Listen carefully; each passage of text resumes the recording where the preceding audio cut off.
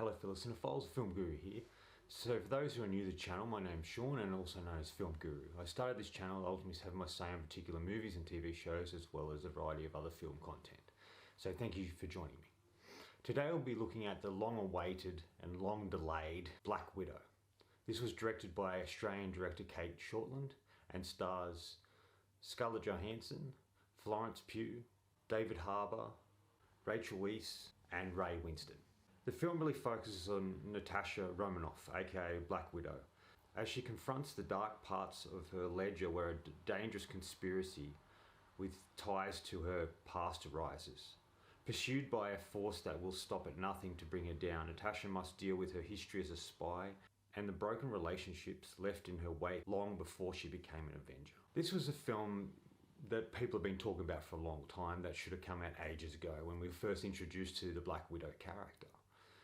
And going into this film, that's kind of what I felt to begin with, but I realized that if this film had come out earlier or years ago, it would have got lost in the whole Marvel machine, where this sort of, because of everything that's happened and transpired in Marvel, this feels sort of refreshing in a lot of ways. It doesn't quite feel like a Marvel film, which I really liked. It feels different and unique, and it's trying something different. And the director really is shining through here, and it felt like the studio is actually allowing the director, Cate Shortland, to really make the film she wants to make and do what she wants to do, which is kind of unique in regards to Marvel films, where a lot of the directors get lost in the whole Marvel studio and really aren't able to make the films they want to make. The only exception being, of course, James Gunn and Taika Waititi, who are able to create their own thing. And I thought that was really great about this film. I think Cate Shortland's done a fantastic job. She's only done a handful of films and she's mostly known for doing dramatic and sort of thriller movies. So her stepping into an action film like this is quite extraordinary, and I think she handles it really, really well. I really liked her use of camera. I like how she sort of is able to do the fight sequences in a really great way, and she injects a lot of heart and soul into this film that I really loved, because I think she's able to shine here and I really like that.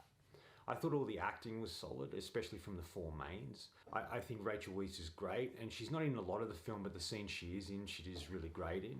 I think David Harbour really shines here and nearly steals the film. He's very funny and unique. He plays Red Guardian, and I kind of like what he does here, and I kind of like the character's kind of sad, and he's trying to make up these stories. It just adds to his character in a lot of ways.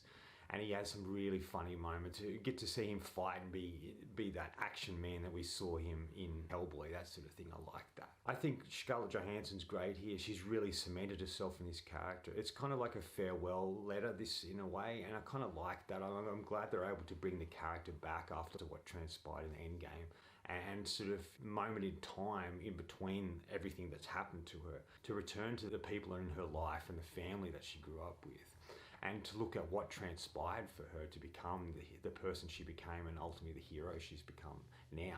But I think Florence Pugh really stands out here. She's an actress I've liked for a long time. She's done some great bit parts. She's done a lot of thrillers and dramas and things like that. So it's really good to see her in an action film, something unique and different for her. And she handles it really well. She's very funny in moments. She handles the action really well. She has a real screen presence, and she works off Scarlett Johansson's character really well, and they have some great moments and some bonding moments between these two sisters come together, and I think they really capture that quite well and make it believable, and I like that, and that adds a lot of depth and heart to their character. The scenes that really stand out to me. The opening scene is really good, where we see a young Natasha and we see what transpired for her to become who she became, and the relationship she had with these people in her lives in her early stages. I really liked that. I thought it was a refreshing way to reintroduce that character to us. We get to learn more about her than we had before, and it just sort of shows who she was as a person and the bonds that she formed and why she had to leave that particular world that she was introduced to. I really liked the introduction of Florence Pugh's character, Yelena. We get to see she's part of this sort of military group, and there's something that happens when we first meet her that propels the rest of the story, which I really liked. I like when she first comes in contact with her sister after so long, There's a kind of fight sequence that happens between them. It's really great. And all the scenes with these two in it, with Scarlett Johansson and Florence Pugh, are really great. And there's this really great scene where they're working together to free their father from prison. And this scene's really great and well orchestrated. Some great action sequences, but still able to be funny and heartfelt. And I think it did a really good job with that. And there's some sequences towards the end that are really good and well executed as well. The first hour and a half really felt like something different, and I really liked that. I wanted something different because I got sick of the same old sort of Marvel films that we keep getting, but this was trying something different. It was a very simple story with a simple purpose, and I've always thought she was an interesting character in that regard, because bad things she's done and how she's trying to redeem herself for those things she feels guilty for. And there's a moment in this film where she's able to do that, and I like that. And that sort of sets her up in a different way when we see her later in these sort of Avenger films, especially Infinity War and Endgame. And I think this was a really great idea and a really interesting aspect to look at. And I was really impressed by what Kate Shortland was able to do with this film. She sort of injects so much interesting elements into this film, and it reflects that in the action sequences and the fight sequences and the importance of things that transpire.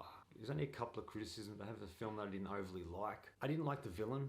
I thought Ray Winston's fine as an actor, but he just is kind of a bit bland here, and the character isn't really that interesting. When he's first introduced and talked about, he kind of feels like a menacing and an interesting character. But then when we finally meet him, he just isn't what we expect him to be. And the other thing is, in the last 30 to 40 minutes just felt more like a Marvel film. I was disappointed in that. I really wanted them to keep up this different take they had on this sort of superhero movie and what they were doing with it to begin with the first half of the film. Final thoughts.